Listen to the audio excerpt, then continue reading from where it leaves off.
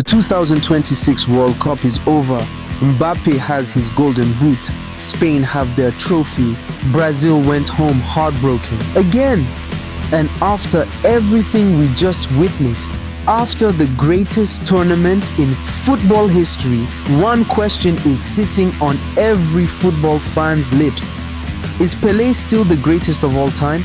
Not Messi, not Mbappe, not Ronaldo. Pelé, the man who did something that no player in the 2026 World Cup achieved.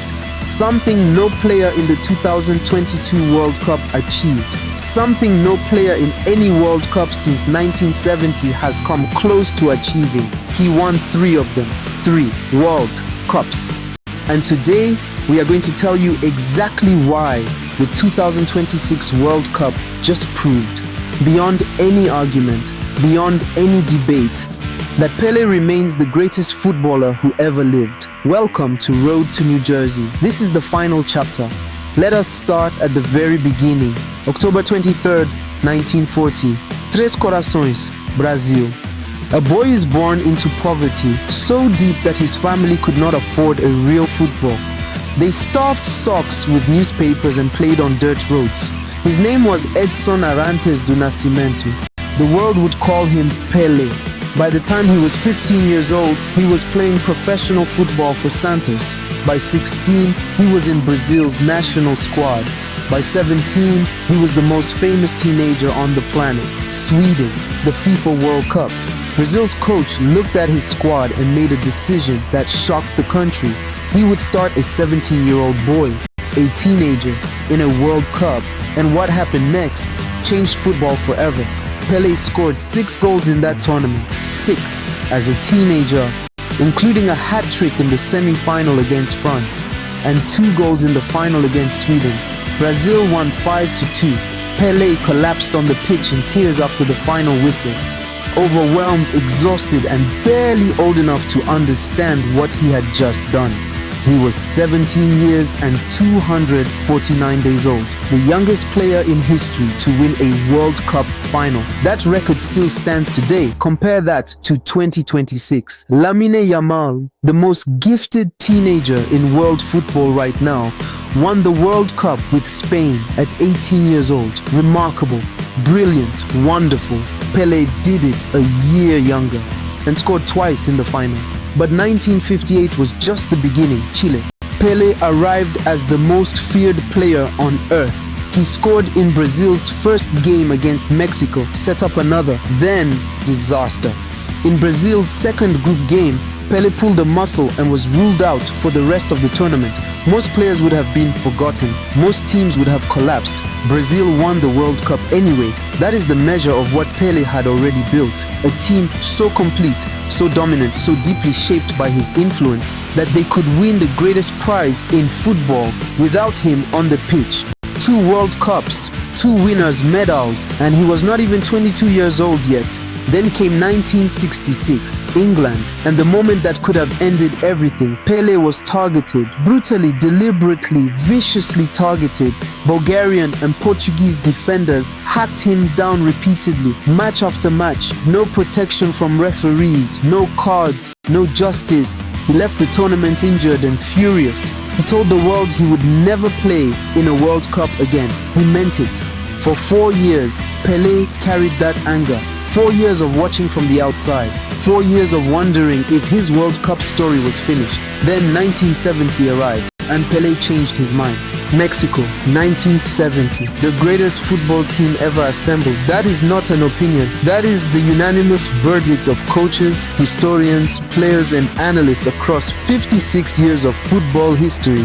Pelé, Jairzinho, Rivellino, Tostão, Gerson, Carlos Alberto, every single one of them a genius. Every single one of them playing the most beautiful, devastating, joyful football the world had ever seen. And at the center of all of it, Pelé. He scored 4 goals in 1970, but the goals were only part of the story. In the group stage against Czechoslovakia, Pelé attempted something nobody had ever tried in a World Cup. From the halfway line, he saw the goalkeeper off his line and he shot. The ball curved, dipped, missed the post by centimeters. The goalkeeper stood frozen.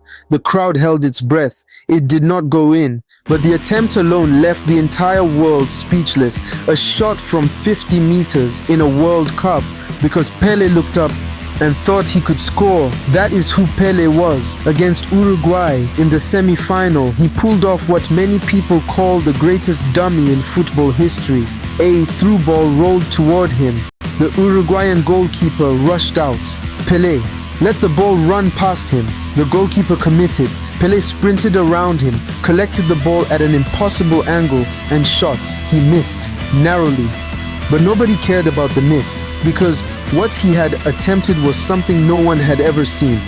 A dummy, at full sprint, in a World Cup semi-final against the best goalkeeper in South America.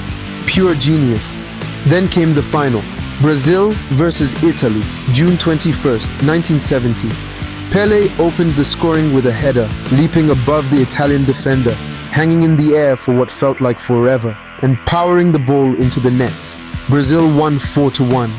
And in the 86th minute, Carlos Alberto ran onto a pass from Pele and thundered the ball into the bottom right corner of the net. It remains, to this very day, the greatest goal in World Cup history. And the pass that created it, that no-look, perfectly weighted, perfectly timed assist.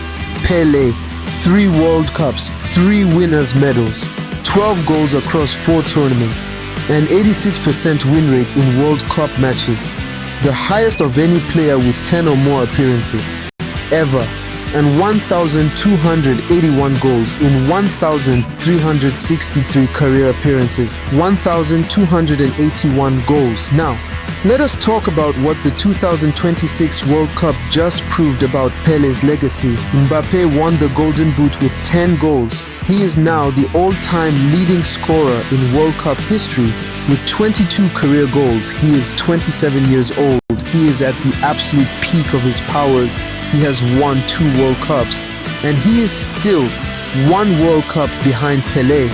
Messi retired from international football after the 2026 final. He leaves with 21 career World Cup goals, 2 World Cup titles, and the most decorated individual career in football history.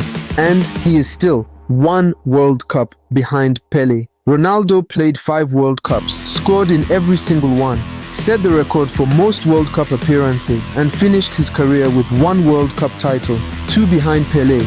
Brazil themselves, the most successful nation in World Cup history with 5 titles, have not won a single World Cup since 2002. 24 years, 3 tournaments in a row without a trophy. Pelé won 3 of them before he turned 30. Think about that. Every superstar of the modern era, Messi, Ronaldo, Mbappe, Neymar, Haaland, has spent their entire career trying to match what Pele did between 1958 and 1970. None of them have. Not one. Before we get to the verdict, if this series has taken you on the journey it was meant to, hit that like button right now. Subscribe to the Football Vault if you have not already, because this is the final episode of Road to New Jersey and we are not done yet. Drop a comment below. Tell me your GOAT. Is it still Pelé, or has 2026 changed your answer?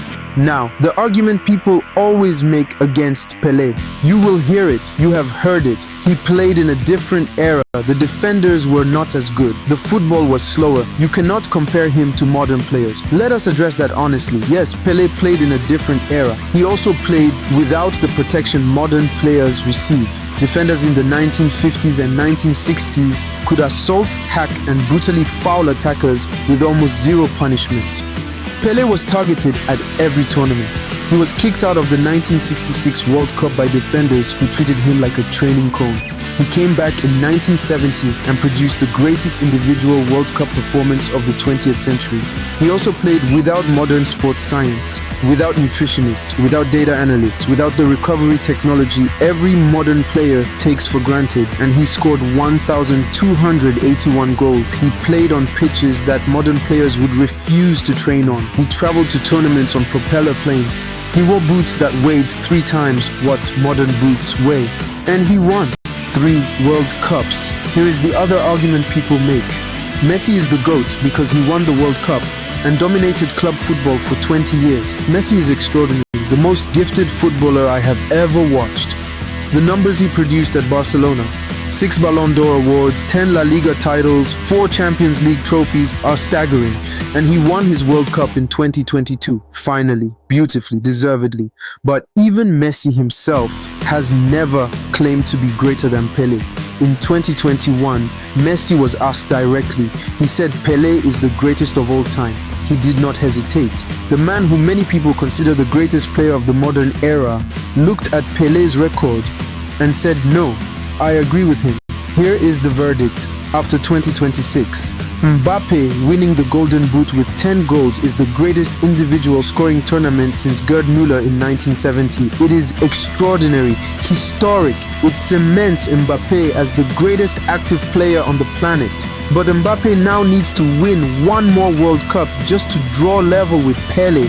He will be 31 at the 2030 World Cup. It is possible, it is not guaranteed. Messi is retired. His final chance is gone. He leaves with 2 titles, one fewer than Pele. Haaland, the next great hope, 7 goals in his first World Cup at 25. He could win multiple titles. He could theoretically reach 3. But even if Haaland wins 3 World Cups, he would only be matching Pele, not surpassing him. Because what Pele did was not just win 3 World Cups, it was how he won them. At 17, youngest ever, 6 goals including 2 in the final. At 21, injured in the second game, his team won it anyway because of the foundation he had built. At 29, producing the greatest team performance in World Cup history, a no-look assist, an attempted goal from the halfway line, a header in the final, a 4-1 demolition of Italy, 3 different decades, 3 different versions of Pele, all 3 world champions. The 2026 World Cup did not diminish Pele's legacy, it confirmed it.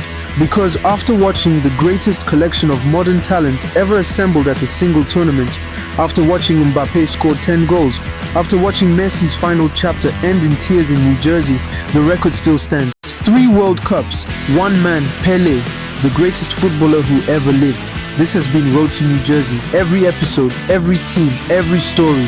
From episode 1, where we ranked all 48 nations before a single ball was kicked, all the way to here. Thank you for riding this road with us. The Football Vault is not finished. New series, new stories, new episodes every Sunday, Tuesday and Thursday at 7 p.m. Subscribe, stay, because the beautiful game never stops, and neither do we.